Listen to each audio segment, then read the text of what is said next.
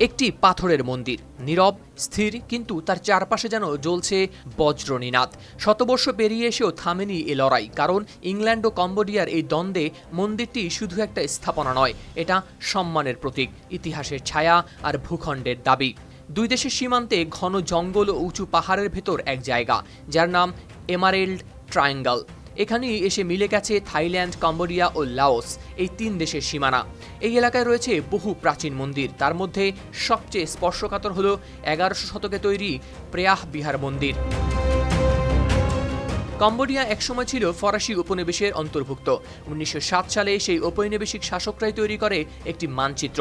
সেখানে স্পষ্টভাবেই প্রেয়া বিহারকে দেখানো হয় কম্বোডিয়ার অংশ হিসেবে। কিন্তু পরে থাইল্যান্ড মানতে চায়নি এই মানচিত্র।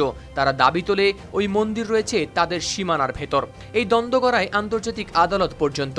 1962 সালে ইন্টারন্যাশনাল কোর্ট অফ জাস্টিস রায় দেয় কম্বোডিয়ার পক্ষে। কিন্তু থাইল্যান্ড তখনও দাবি করে শুধু মন্দির নয়, তার আশেপাশের ভূমিও তাদের। এই দ্বিধা থেকেই চলতে থাকে সীমান্ত উত্তেজনা।